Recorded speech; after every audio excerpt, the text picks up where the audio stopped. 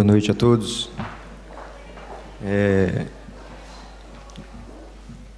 Queria registrar primeiro a alegria e a honra de participar desse evento, de mediar os debates dessa mesa tão qualificada, e queria deixar logo registrado meus agradecimentos à organização pelo convite. Vou tranquilizá-los todos, vou me resumir à posição de presidente dos trabalhos, né? Cumprimento antes os meus colegas de mesa, né? O senhor Gilberto Carvalho, secretário nacional da Economia Solidária do Ministério do Trabalho, o senhor Paulo Gonet, vice-procurador-geral eleitoral do Brasil, Ricardo Leite Ribeiro, diretor de Políticas Públicas e Relações da Uber, e João Paulo Bachu, que é professor do IDP. Eu passo a palavra, então, ao Dr. Gilberto Carvalho. Muito obrigado, Fernando. Eu quero, em nome do ministro Luiz Marinho, que infelizmente à última hora, chamado pelo presidente Lula para resolver uma pendência importante relativa ao nosso ministério, aos trabalhadores, que é uma questão ligada ao Fundo de Garantia por Tempo de Serviço, FGTS, não pôde comparecer. Eu quero, em nome dele, cumprimentar a cada uma e cada um de vocês aqui presentes, agradecer a honra e a oportunidade deste convite por parte da coordenação do 11º Fórum Jurídico de Lisboa, dizer que é uma satisfação dividir a mesa com o Ricardo Leite Ribeiro, com quem nós temos dialogado bastante nos últimos tempos, assim como com o Paulo Bachur, o Paulo Gustavo Gonet e ao Fernando que nos coordena. Peço licença a vocês para fazer uma abordagem que é menos técnico-jurídica, até porque não é a minha área, mas para falar a partir do ponto de vista de um governo que, recentemente eleito, tem como preocupação fundamental o crescimento de um país, o crescimento econômico sustentável, com distribuição de renda. E eu quero cumprimentar a direção do Fórum por ter introduzido esse tema, porque não se pode falar em democracia institucional, em democracia formal, sem visitarmos, sem enfrentarmos o tema da democracia econômica. E nós estamos diante de um tema que pervadiu toda a atividade trabalhista, atividade econômica no Brasil e no mundo. É uma atualidade dramática por aquilo que ela se apresenta de desafios para as empresas e para a sociedade, assim como para o governo. E, portanto, estamos diante de uma nova fronteira, de uma revolução tecnológica, onde o capital muda a sua face, a sua forma de atuação, diante da financiarização, assim como ocorreu a financiarização do capital em todo o mundo. Também as novas tecnologias permitem uma nova atuação desse capital. Essa revolução é muito bem-vinda. Essa revolução, ela pode ser muito auspiciosa para a humanidade, mas a grande questão, a grande pergunta que nós temos que nos fazer nesse momento é: para quem vai servir esta revolução? E essa decisão é nossa, é da sociedade, é dos governos, é das empresas. Assim como nas revoluções anteriores, na Revolução Industrial, servirá para aumentar a taxa de exploração, ou servirá para o acesso democrático aos bens das grandes massas? Os avanços significativos de uma revolução tecnológica como essa são inegáveis, temos que saudá-los. Mas se ela se concentrar, se ela tiver o mesmo perfil das revoluções anteriores, de concentração de renda e de poder, nós sabemos onde essa história vai dar. A fotografia do mundo hoje é o resultado de um padrão de desenvolvimento que ocorreu no mundo a partir dessas apropriações das tecnologias tradicionais. A marca do centro e da margem, o fenômeno da concentração da riqueza. Aqui perto, a margem, a fotografia do Mediterrâneo. O Papa visitando Lampedusa e denunciando ao mundo um naufrágio civilizacional deve nos chamar a atenção. As rotas no Brasil da nova imigração venezuelana, haitiana, peruana, boliviana, devem nos chamar a atenção. E as cidades do mundo? Qual é a fotografia das cidades do mundo e do Brasil que nós temos hoje? O centro ia concentrando-se em muros cada vez mais altos dos condomínios, a maior força policial que não contém a violência, a criação de um Estado paralelo, o fenômeno das religiões implantadas nas periferias, controlando, muitas vezes em aliança com os tráficos, as nossas periferias. É essa a questão, esse é o foco que nós temos que dar ao abordarmos essa bela notícia da chegada das novas tecnologias. Quero insistir, democracia formal sem a democracia econômica não tem sustentabilidade. Nós viemos agora de um susto no Brasil. Vivemos 4 anos de um negacionismo, de um tempo de trevas. Esse fascismo, a prática desses valores fascistas, a prática desse ressentimento que se vê na sociedade, desse ódio que dividiu a sociedade brasileira, não nasceu ontem. Ele apenas foi super praticado, ele foi oportunizado, ele foi estimulado, mas ele não nasceu ontem. O trabalho de tentar construir, manter a democracia formal sem a democracia econômica é um trabalho de Sísifo. É uma pedra que nós carregamos, mas fatalmente ela rolará para baixo. Não é sempre que nós teremos um Lula para vencer uma eleição apertada como foi essa. Ou nós aproveitamos os momentos, aproveitamos as crises e demos um salto na forma de organização da sociedade, ou nós conviveremos o tempo todo com a instabilidade democrática. Os pobres não ficarão na sua fome, atravessarão o Mediterrâneo, atravessarão os muros dos nossos condomínios, e não há repressão que vai segurar. É uma escolha que nós temos que fazer. Nesse sentido, para as novas empresas de tecnologia que atuam no Brasil, há uma escolha a ser feita. Elas podem ser poderosas, e são. Podem ter lucros importantes, e devem ter. Elas podem também usar de métodos menos claros, como ocorreu no Brasil, denunciado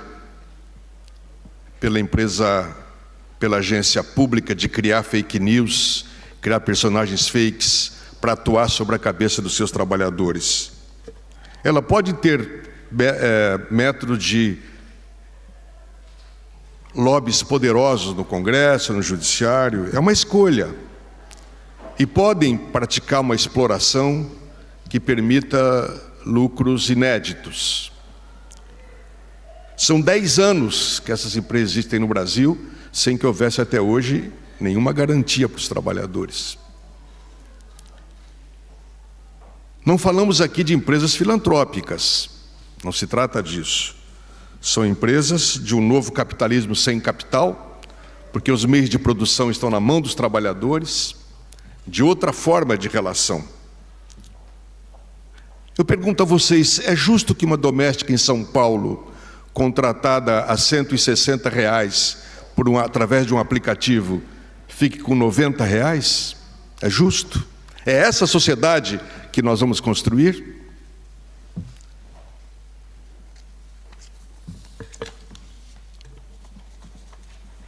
Nós precisamos buscar alternativas. São tratativas que não precisam e nem devem reeditar o passado. Nós não queremos as velhas fórmulas para novas formas de atuação econômica. Mas é preciso que esses 1.500.000 trabalhadores, num crescimento exponencial, 90% homens, 59% negros, a média dos entregadores de idade varia em torno de 29 anos. É uma grande oportunidade, onde empresas, governo e trabalhadores podem buscar novas formas de contratação. Estabelecer o cordão sanitário da ausência de vínculo não vai resolver o problema. A negativa de qualquer vínculo não resolverá o problema, até porque o mundo caminha numa direção oposta. A comunidade europeia, Portugal renovando-se agora, Espanha, toda a comunidade europeia caminha na outra direção, de uma forma de reconhecimento nova, mas de um reconhecimento, de uma dependência. Quem controla preço, quem pode tirar, quem pode pôr, não pode falar em dependência. Portanto, construir um processo de seguridade social, construir métodos de segurança e saúde, construir o estabelecimento de uma jornada. Não é possível que pensemos que seja normal uma jornada de 12 a 14 horas, quando a classe trabalhadora lutou anos e anos com tanto sacrifício para construir as 8 horas. Não é possível pensar que não haja férias, que não haja descanso remunerado. Não é possível que não haja o mínimo de transparência algorítmica nesse processo. É por isso que o governo do Brasil tomou a iniciativa, em diálogo com as empresas, em diálogo com as representações dos trabalhadores, em construir uma mesa, está fazendo vigorar uma mesa de tripartite de negociação. O governo, vamos ter clareza disso, não é um poder único. O governo não muda a sociedade, mas um governo não pode se omitir. É por isso que nós temos pesquisado, temos buscado fazer estudos comparativos, e por isso que chamamos a essa mesa de negociação, que nós temos a confiança de que ela poderá dar frutos novos, que podem ser referência de um novo paradigma de relacionamento no Brasil e fora do Brasil. No fundo, é uma escolha que nós vamos fazer. Eu vejo aqui muitos jovens executivos, e a eles que eu me dirijo nesse momento. A escolha que nós estamos fazendo agora não é tanto para nós, é a escolha para os nossos filhos, para os nossos netos. Não há, insisto, não há milagre. A escolha que fizemos agora determinará se nós construiremos a sociedade do medo, da violência, do ódio, do fascismo que retorna, ou a sociedade democrática, sociedade onde ganha-ganha, onde todos possam ter um mínimo de dignidade e possamos todos ser felizes. Esse é o comunicado que eu gostaria de fazer a vocês. Muito obrigado.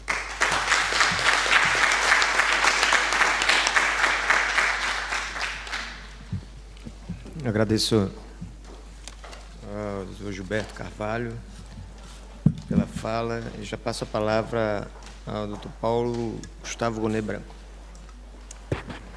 Muito obrigado, doutor Fernando Braga Damasceno, na pessoa de quem eu cumprimento todos os ilustres integrantes dessa mesa e agradeço também o convite para participar desse painel aos organizadores do evento. Senhores, há um consenso no sentido de se admitir que a internet, ela, com a criação das plataformas, ela provocou mudanças incríveis, inacreditáveis até algumas décadas atrás, no campo das interações sociais, no campo da realização de atos negociais. A gente tem hoje de plataformas de namoro a plataformas de encontro de acadêmicos. Toda a vida está estruturada, começa a ficar estruturada em torno dessas novidades dos poucos anos que nos precedem. E se essas novidades trazem vantagens inegáveis, por outro lado, elas apresentam rupturas de antigos paradigmas de regulação. Então, nesse seminário aqui, a gente já viu aqui problemas relacionados com fake news, relacionados com as bolhas que podem ser criadas por conta das redes sociais, dos algoritmos que regem o que nós recebemos pelas redes sociais. E esse painel cuida de um dos temas mais instigantes que esses desafios estão apresentando. Trata-se de aquilatar aqui a interferência do setor das plataformas sobre o direito do trabalho, o ramo que é dedicado à proteção de quem oferece o serviço, oferece a sua força de trabalho para alguém que as recebe com uma finalidade economicamente apreciável. A questão que se coloca diz respeito, como o ministro Gilberto Carvalho apontou, diz respeito, sobretudo, ao problema da responsabilidade social das pessoas que prestam esse serviço. Porque nesse ramo de prestação de serviços por meio dessas plataformas, o que a gente repara é que quem realiza o trabalho não tem um alto nível de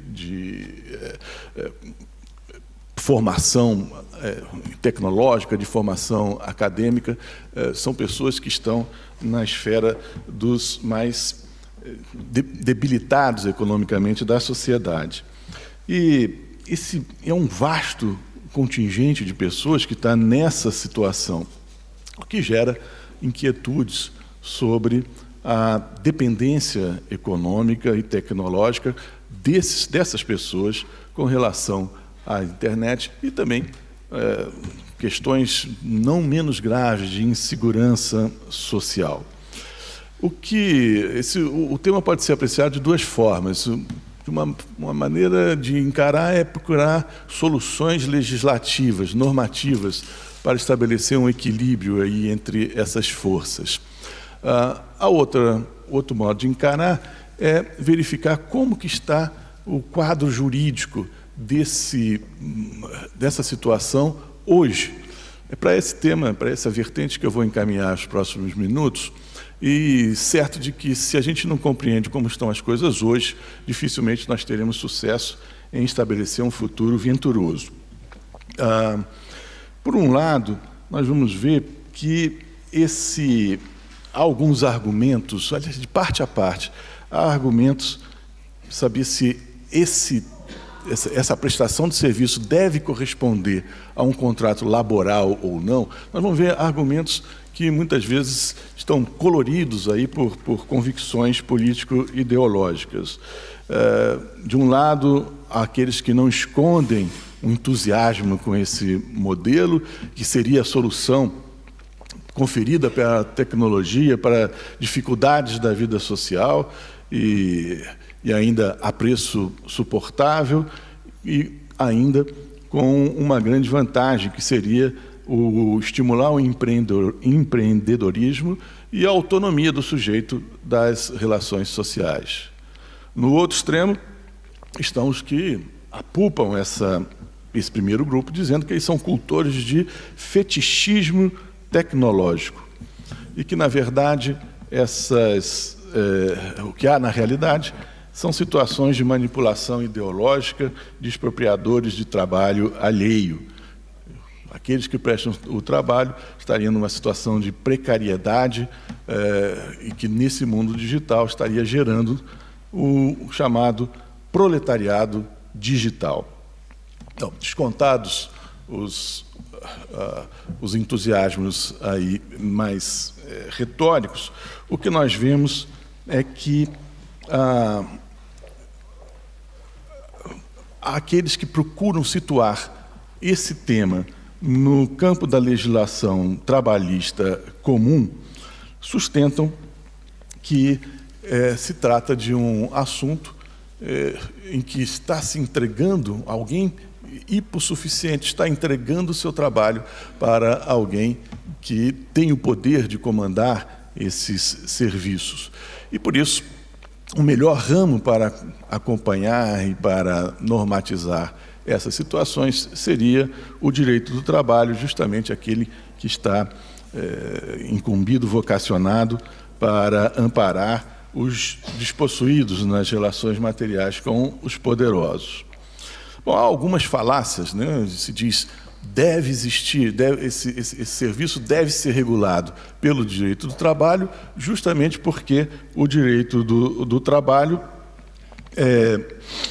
é o quem melhor protege nas relações desiguais o que está em situação mais precária. Esse argumento ele sofre de circularidade e falta reconhecer que todo o direito é uma busca de estabelecimento de equilíbrio entre interesses. Para haver a intervenção do direito do trabalho, é preciso que nós tenhamos características próprias de uma relação laboral para fazer incidir esse ramo do direito. E aqui o ponto básico, então, da discussão passa a ser saber se existe o elemento básico, o elemento essencial para a caracterização do contrato do trabalho nessas relações de prestação de serviços intermediadas pelas plataformas. O elemento de dissenso é o fator subordinação. E é esse o fator que tem promovido decisões na Justiça do Trabalho, no âmbito do próprio TST, decisões contrastantes.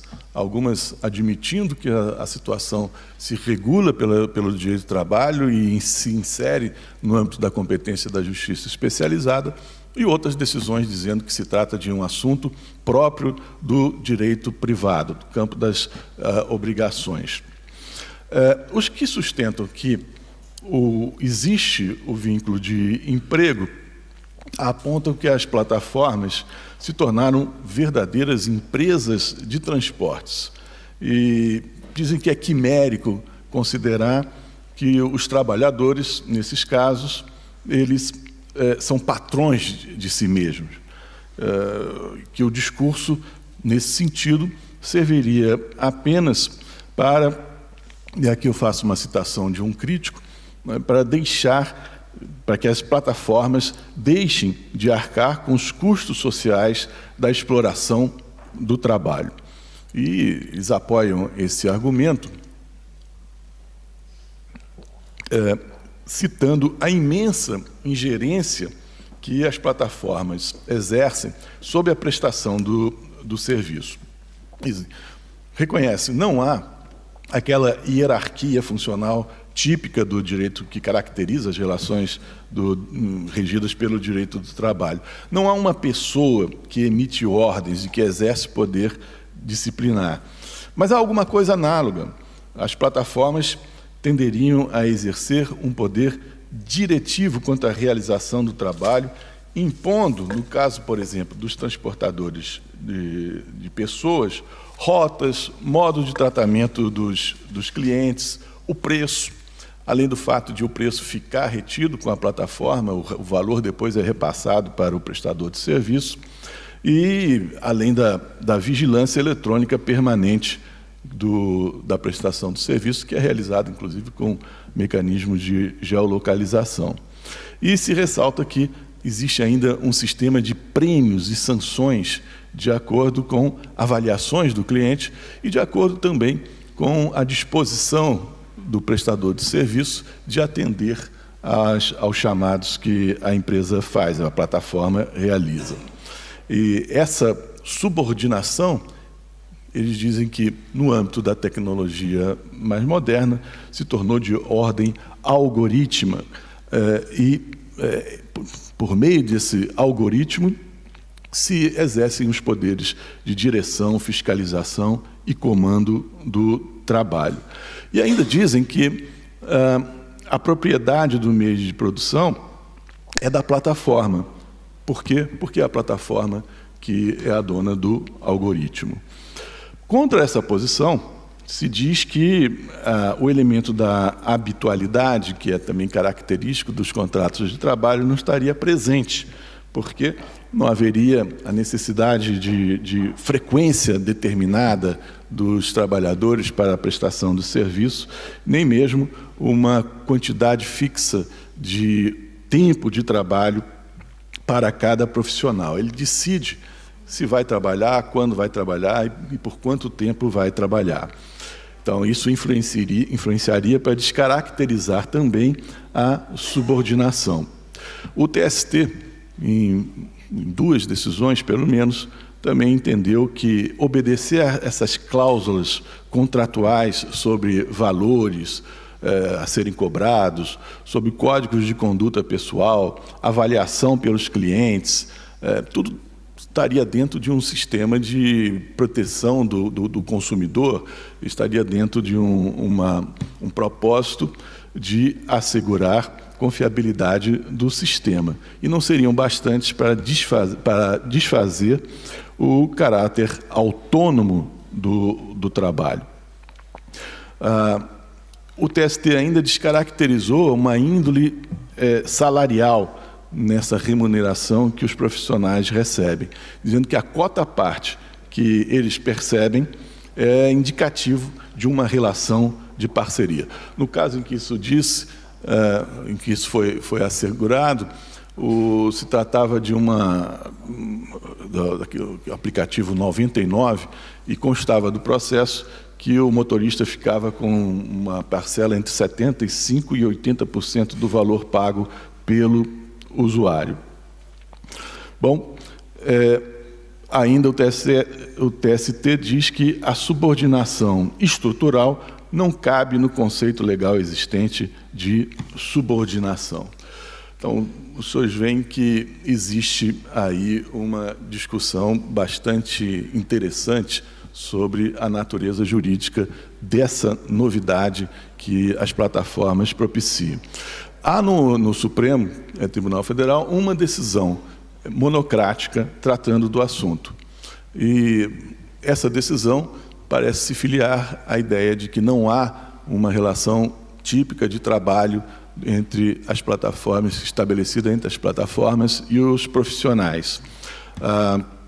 Mas, se os senhores repararem, a decisão não desce a minúcias sobre os vários aspectos jurídicos que estão envolvidos na questão.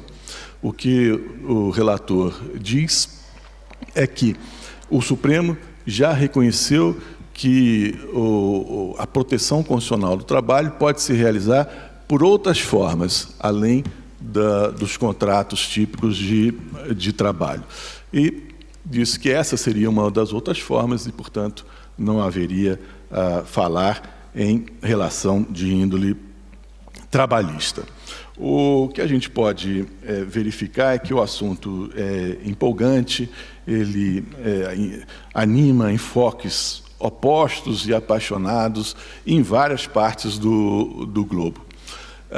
Eu, quando estava vindo do aeroporto para cá, eu peguei um Uber e, já imaginando que isso poderia ter alguma utilidade, eu perguntei para a motorista o que ela achava do serviço, se ela estava satisfeita, e ela me disse, atropelando as palavras, vocês podem imaginar a cena, que mostrava claramente insatisfeita. E ela dizia, olha, criaram novas regras, estão impondo essas novas regras, mas faltou uma coisa importantíssima, que era ouvir os profissionais. E ela dizia que todos esses profissionais estavam insatisfeitos com o que havia sido estabelecido. Que vários, inclusive, se recusavam a seguir o padrão que estava sendo estabelecido. Eu pensei, é um dado importante para a gente, né? Verificar que a gente não tem que fazer as pessoas felizes à força. É melhor confiar também na autonomia das pessoas e que, quando se vai regular um assunto de tamanha complexidade, não se pode esquecer de ouvir os maiores interessados, que são aqueles a quem se pretende proteger. Eu digo isso externo para os senhores um motivo de satisfação, porque hoje no Globo saiu uma notícia dando um relato das primeiras reuniões de um GT, né, que foi criado no dia 1º de maio para estabelecer um marco legal para esse setor. E compõem esse GT justamente pessoas que estão nessa atividade, aqueles que estão sentindo os problemas, e não apenas os representantes que conhecem talvez longínquamente o que acontece na prática.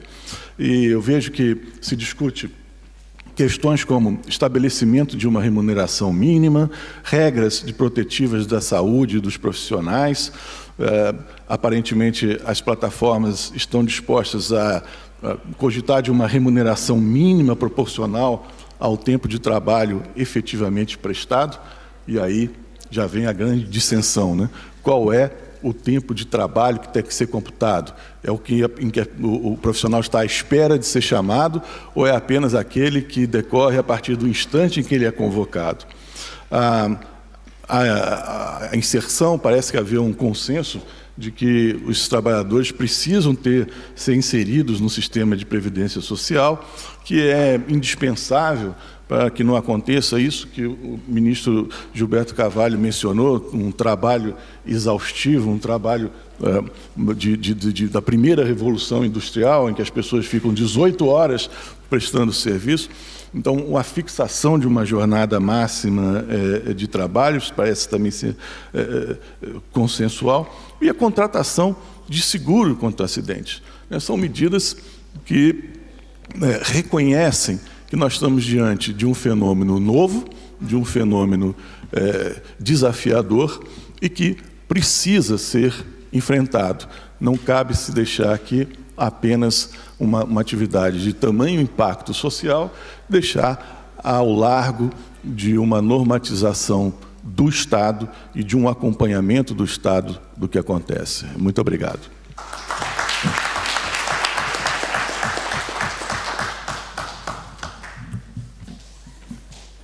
Agradecendo ao Dr. Paulo Gonet, eu passo de logo a palavra a Ricardo Leite Ribeiro.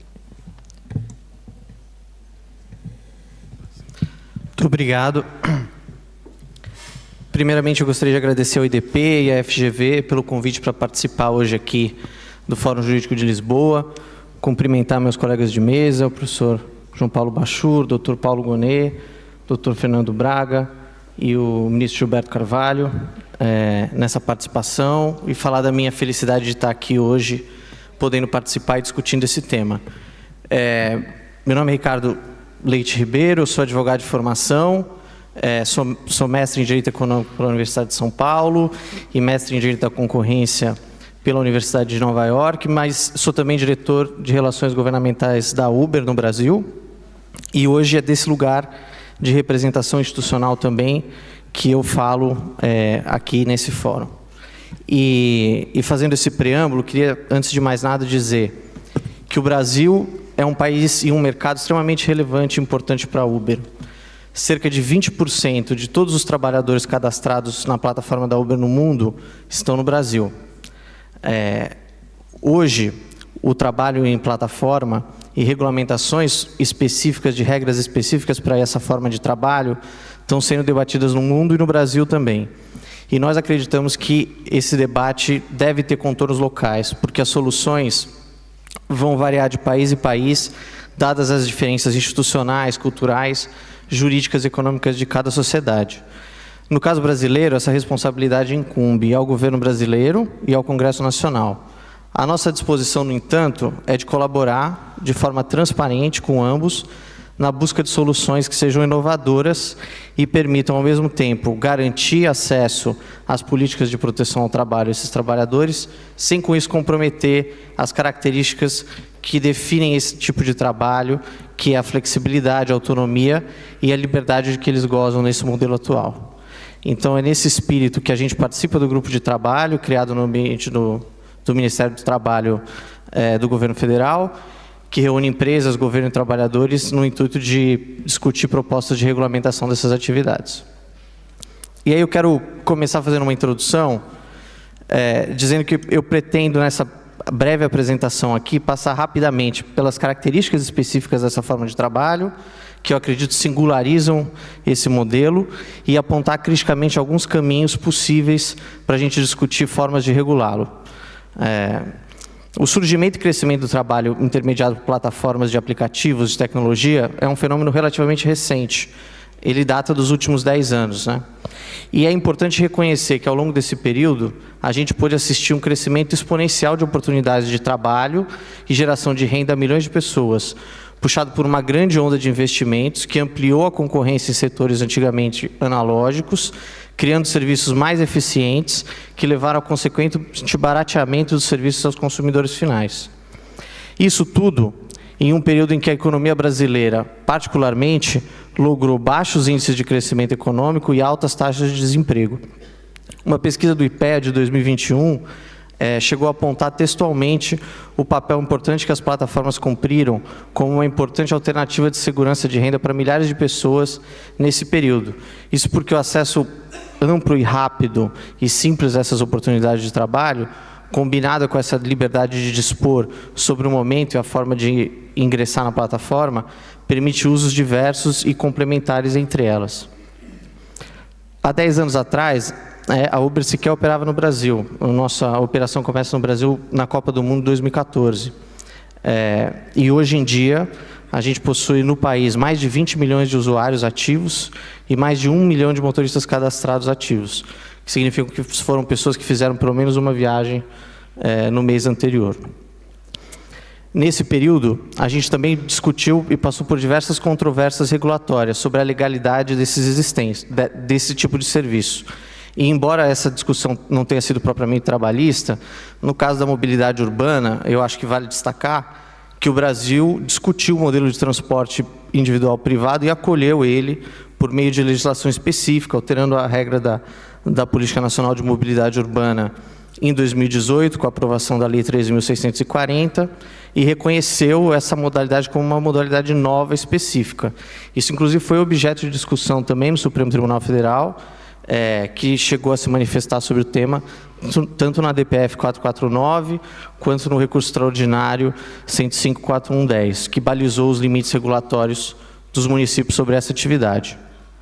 Mas, do nosso ponto de vista, é importante também reconhecer que não necessariamente esse modelo é uma obra acabada, que não caibam melhorias de ordem regulatória.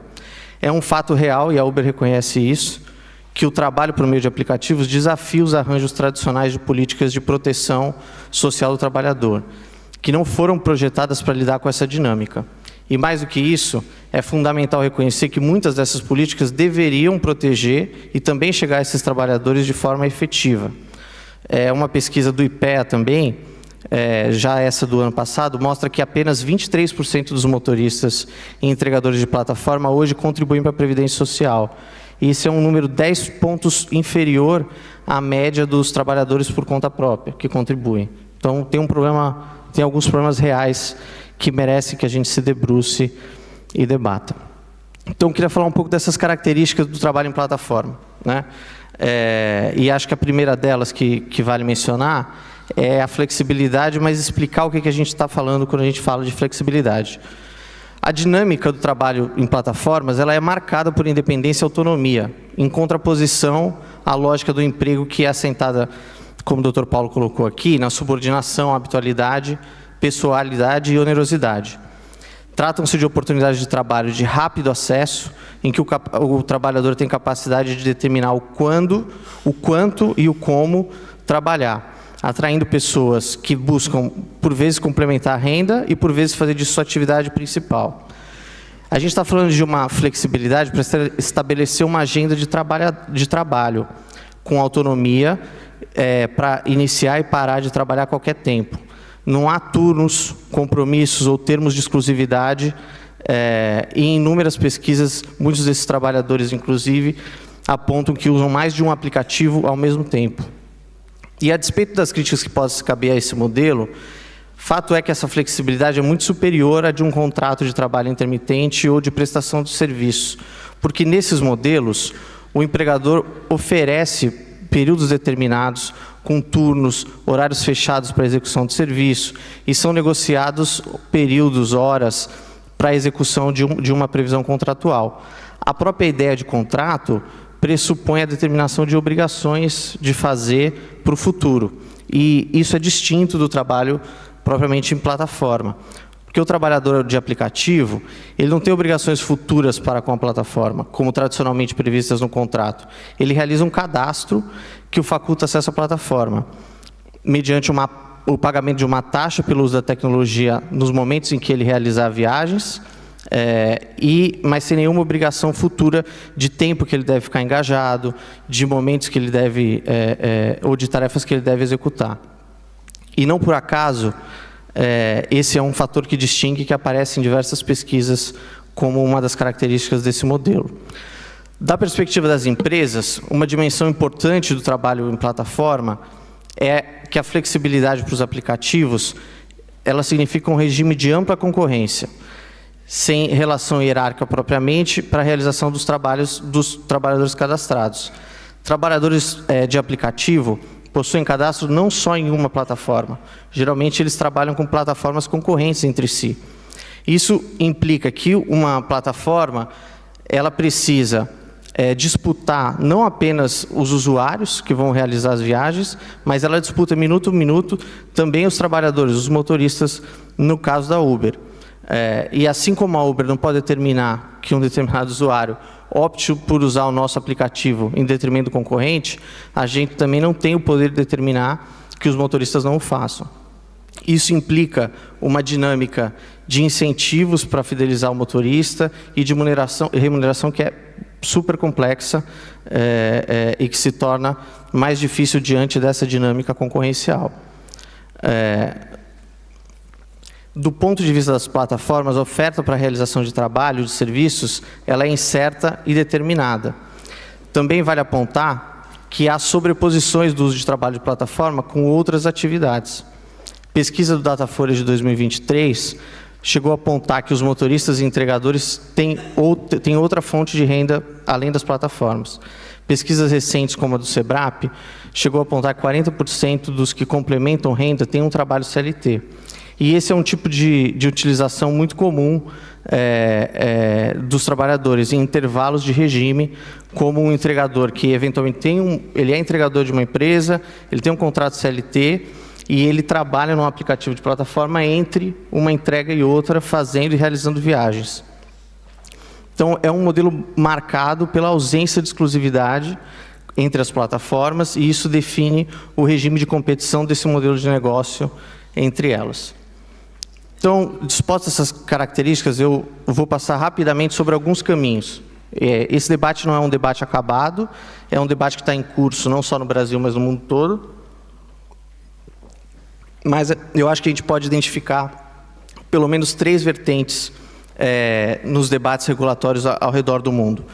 Países que buscaram enfrentar essa discussão do trabalho em plataforma, forçando o enquadramento e regulações já existentes, que acho que foi o caso da Espanha e é o caso de Genebra. Países que buscaram enfrentar esse debate, mudando uma discussão de ônus da prova sobre a existência de vínculo de trabalho e jogando para o judiciário a decisão e a definição desse ponto. E alguns países que têm buscado construir novos arranjos e adaptar políticas específicas para essa modalidade nova de trabalho, que é o caso de países como a Índia, o Chile, a própria Califórnia, depois da aprovação da Proposição 22, ou mesmo a França e o Estado de Nova York recentemente. É preciso apontar que os resultados das experiências que buscaram forçar essa migração do trabalho em plataforma para um trabalho tradicional, por meio de um contrato de trabalho, não parece ter gerado resultados muito positivos. Em Genebra, na Suíça, por exemplo, houve uma decisão de reclassificar forçadamente os entregadores de plataforma e transformá-los em empregados. O efeito disso, comparativo com a cidade de Lausanne, que é uma outra cidade suíça, é bem gritante. Se você fizer uma comparação, até meados de julho de 2020, quando a decisão foi implementada, a cidade de Genebra tem uma redução de cerca de 50% dos entregadores, com a decisão pela definição de todos serem contratados como empregados, em comparação com o crescimento que seguiu na cidade de Lausanne de mais de 100%. E o mercado reduziu e o número de entregas também reduziu. Na Espanha, os efeitos também foram parecidos. Os impactos da chamada Lei Rider, que também tratou de entregadores de aplicativo, também foram bastante questionados por associações de trabalhadores. A Deliveroo, que era uma das empresas, uma das plataformas europeias que operava, acabou fechando as operações na Espanha em novembro de 2021 por conta da regulamentação, e estima-se que cerca de 10 mil trabalhadores de aplicativo deixaram de fazer entregas depois da mudança regulatória. Me parece também que as experiências que buscam mudar ou tornar mais difícil o ônus da prova acabam por ser insuficientes para lidar com o problema e pouco efetivas para garantir direitos para esses trabalhadores, porque elas delegam para o judiciário a avaliação, no caso concreto, da existência desse vínculo ou não, e elas criam incentivos para as plataformas, diante do estabelecimento de rol dos elementos de vínculo, a organizarem o seu funcionamento dos seus aplicativos de maneira a evitar que isso aconteça. E esse é o caso típico da Califórnia, antes da aprovação da proposição 22, quando foi determinado a definição do teste AB5 para avaliar se existia vínculo ou não. A gente acredita muito que um caminho promissor é o de criar arranjos regulatórios específicos para esse formato de trabalho. A verdade é que não há uma incompatibilidade entre o trabalho em plataforma com políticas de proteção social do trabalho, mas para a gente torná-las efetivas, vai ser preciso enfrentar os desafios de harmonizá-las e viabilizá-las nesse ambiente. E a gente acredita que esse é o desafio que a gente deveria se debruçar. Países como a Índia, o Chile e a França, por exemplo, têm tratado isso. A Índia e o Chile requerem que as plataformas contribuam para a seguridade social dos trabalhadores de plataforma. A França e o Estado de Nova York, recentemente, incorporaram regras de requerer das plataformas garantias de ganhos mínimos, políticas de seguro e garantias para recurso nos casos de desativação. Nós aqui da Uber acreditamos que é bem-vindo uma regulamentação específica do trabalho de plataforma para o Brasil, se ela conseguir, sobretudo, se guiar no sentido de garantir acesso a esses direitos, a proteções e benefícios desses trabalhadores, sem com isso prejudicar a liberdade de acesso e a flexibilidade que eles gozam hoje. E uma legislação específica e uma regulação específica é, sobretudo, bem-vinda, também porque ela vai conseguir reduzir o crescimento exponencial da discussão de litígios sobre o tema no judiciário brasileiro, em busca de reconhecimento de vínculo ou de prestação de serviço para determinação de obrigações de fazer da plataforma. Se a gente conseguir caminhar na construção de uma lei que estabeleça critérios mais claros, que possa permitir essa adaptação, acho que a gente consegue diminuir o impacto disso sobre o judiciário. Hoje já passam de mais de 15 mil casos na justiça brasileira. Só no TST a gente tem mais de 500 casos, e eu acredito que se a gente não enfrentar esse problema hoje, a gente não vai dar conta de criar os passos que a gente precisa. E da nossa parte, a disposição é de colaborar para que as autoridades constituídas tomem a melhor decisão possível. Obrigado.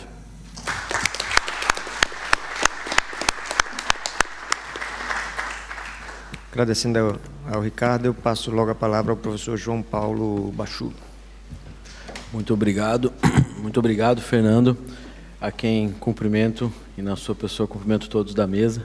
Prazer estar contigo aqui, Gil, e discutir, acho que uma das agendas mais importantes dos próximos anos.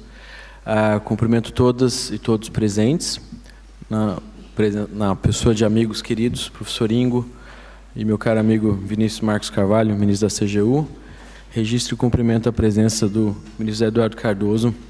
Uma honra ter todos vocês aqui com a gente discutindo um tema tão central e importante quanto esse. Acho que tem uma vantagem de falar no final, é que a gente pode economizar um pouco, porque muita coisa já foi com muita propriedade discutida. Então, o que eu gostaria de trazer são algumas preocupações de como endereçar essa tarefa regulatória, alguns riscos e alguns, vamos dizer, possíveis encaminhamentos. Muitos deles dialogam com o que já foi dito aqui, apresentado pelo Gil e por todos da mesa, né? Enfim, acho que o que a gente tem visto ao longo dos diversos painéis hoje nesse nosso fórum foi que tem um traço comum dessas tecnologias disruptivas, é que há um certo consenso de que alguma regulação é indispensável, mas todo mundo ainda tateando um pouco, né? O desafio é como regular, né? Então, acho que na gig economy, na questão do futuro do trabalho, isso não é diferente. Isso a gente viu em moderação de conteúdo, aspectos concorrenciais de plataformas digitais. Acho que a tarefa é essa. Na última fala, Ricardo fez um panorama, assim, há alguns ensaios na experiência internacional, mas ainda não há um modelo claro que se mostrou, vamos dizer, bem sucedido, assim, uma clara opção. E a gente tem essa tarefa no Brasil, quando a gente tem uma parte da população que depende do trabalho de aplicativos e que a gente não pode, de maneira alguma, desconsiderar na tarefa regulatória, né? Dito isso, tem alguns aspectos que valem mencionar. Uma pesquisa recente do Datafolha do começo do ano, feitas com motoristas e entregadores, menciona que a imensa maioria, 75%, prefere a situação atual, né? Quer dizer, em tese, rejeitando a opção pelo vínculo, mas, ao mesmo tempo, uma maioria significativa também se ressente de não ter uma camada de proteção e alguns direitos e benefícios que são imprescindíveis. Então, acho que a grande tarefa que a gente tem é chegar nessa vamos dizer, numa camada de proteção social compatível com a realidade dessa atividade.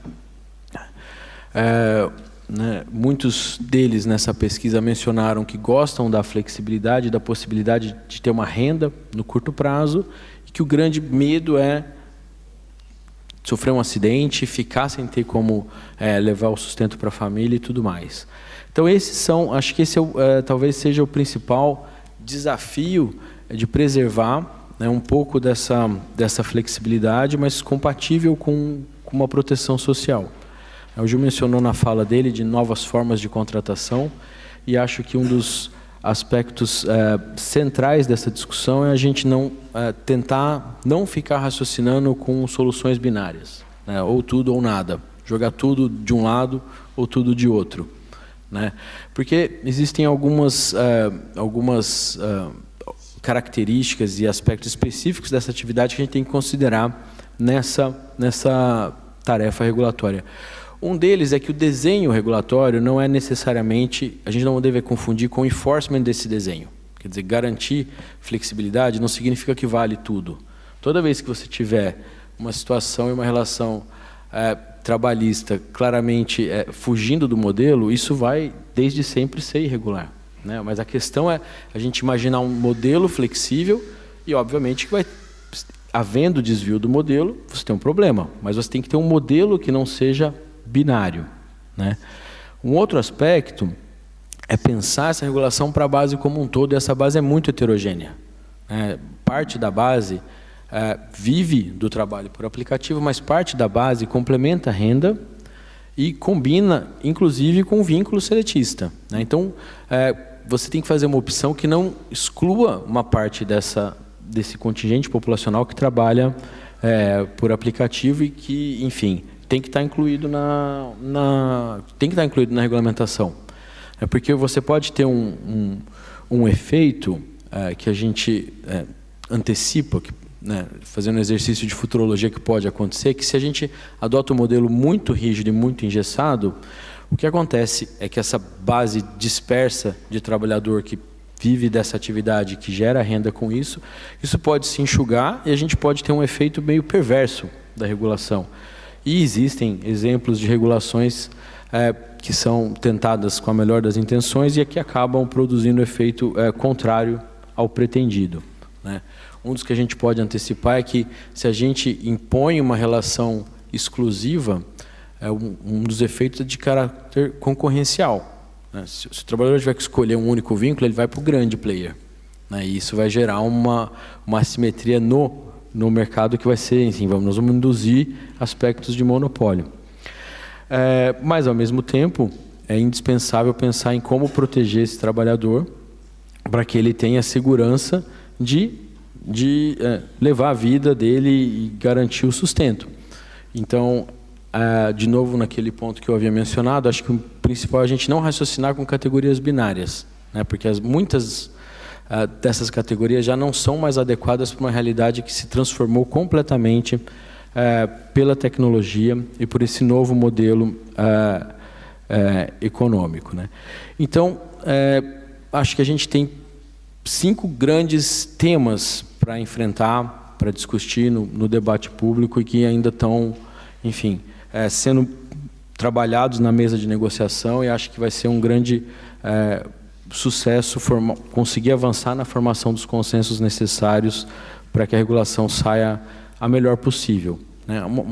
Um primeiro deles, né, a reivindicação por uma garantia de ganhos mínimos, que dialoga com esse trade-off entre flexibilidade e proteção social. Quer dizer, o trabalhador ele intuitivamente responde nessas pesquisas, nessas surveys, que ele gosta do modelo, mas ele quer ter uma previsibilidade de quanto ele vai ganhar, até para ele conseguir organizar e, de fato, ter uma gestão efetiva do próprio tempo, né? Isso não pode ser um waiver de responsabilidade, mas ele tem que, de fato, conseguir gerir o tempo dele. Para isso, ele tem que ter uma previsibilidade de ganho, ele tem que conseguir calcular quantas horas ele precisa trabalhar para ele levar o que ele precisa levar para casa, né? Então, isso é mais difícil do que parece de calcular. O professor Paulo Gonet mencionou a hora da espera. Como que você computa se ele está logado em 2 ou 3 plataformas? Como que você computa a hora se há recusa você atribui uma entrega e ele recusa a entrega? Isso conta, não conta, mas ele também não pode ser obrigado a aceitar todas as entregas, senão ele não está fazendo gestão efetiva do tempo. Ele só está fazendo a gestão efetiva do tempo dele se ele não for obrigado a aceitar absolutamente todas as entregas. Então, isso não é mais fácil falar do que fazer, né? Às vezes a gente identifica os problemas, mas a gente tem que discutir para chegar na solução, né? O segundo ponto é um modelo de seguridade que seja compatível com essa nova atividade, né? É imprescindível que haja contribuição suficiente para suportar os riscos e a natureza dessa atividade. Isso a gente consegue imaginar modelos intermediários que estão sendo testados em diversos países para fazer um pouco mais, para ter aderência a como essa atividade funciona na prática. Uma das principais reivindicações dessa base de trabalhadores é a questão de saúde e segurança, né? O Brasil recentemente avançou inclusive em modelos de seguro on demand, que você consegue ativar à medida que a pessoa está logada. Então isso é uma das soluções que a gente tem que pensar, mas muitos relatam questões de violência mesmo na ponta. Então o problema é mais complexo do que a gente consegue ver à distância à primeira vista, e a gente tem diversas. Esse é também um dos pontos a equacionar, né? A exposição à segurança, à violência. Um quarto ponto que eu acho que é imprescindível que a gente consiga debater com distanciamento e frieza para encaminhar soluções práticas e que, né, no longo prazo sejam sustentáveis e fiquem de pé e estabilizem, né, tanto a operação das plataformas quanto o trabalho por aplicativo, tem a ver com demandas legítimas de férias e licenças remuneradas. Quando a gente tem uma relação de trabalho que não é exclusiva, não é fácil você distribuir o ônus e o custeio desse tipo de licença, que é uma reivindicação que a categoria dos trabalhadores faz com toda a legitimidade, que é algo que é mais um dos nós para se pensar em como atribuir, repartir o custo de encargos numa relação que não é exclusiva. Em síntese, acho que o grande desafio é esse, do ponto de vista jurídico, é de chegar numa solução para isso. E o último ponto, dos 5 que eu ia falar de desafios regulatórios, que já foi mencionado algumas vezes nas falas anteriores, tem a ver com a transparência algorítmica, com as regras da plataforma, para que o trabalhador não fique exposto e sujeito a algo que é totalmente opaco, a um black box que não consegue antecipar nem organizar sua própria rotina. Então, a legislação de plataformas tem avançado no mundo para que a gente garanta essa liberdade de gestão do tempo. É preciso que haja uma contrapartida no funcionamento do algoritmo, do process elementar mínimo, quer dizer, que ele saiba por que ele está suspendendo, que conduta não pode fazer, que seja notificado de eventual suspensão, que haja um canal para tratar isso, alguém com quem falar para resolver eventuais problemas, e vamos dizer, essas regras mínimas de transparência compõem um pouco, vamos dizer, esses 5 desafios, ganhos mínimos, seguridade, saúde e segurança, remuneração de período de afastamento do trabalho e transparência algorítmica. A gente está falando de um desafio imenso, super presente na vida de todos nós. Acho que a pandemia intensificou o uso de serviços por aplicativo, e acho que isso está incorporado nos hábitos e na cultura. Acho que isso é uma realidade que veio para ficar, e a regulação deve encarar dessa maneira, olhando no longo prazo, pensando soluções não binárias para que haja um modelo sustentável para todas as partes. E acho que, por isso, eu cumprimento de novo a iniciativa do Ministério, o trabalho de startar os trabalhos do GT e trabalhar nessa formação de consensos. Certo? Tenho ouvido todos os lados e acho que isso vai ser indispensável para chegar num modelo aderente à realidade do Brasil, que não fique, que não seja simplesmente a importação de um modelo estrangeiro, até porque isso não tem, mas que seja construído e aderente à realidade do Brasil. Com isso eu encerro e agradeço a atenção de todos. Obrigado.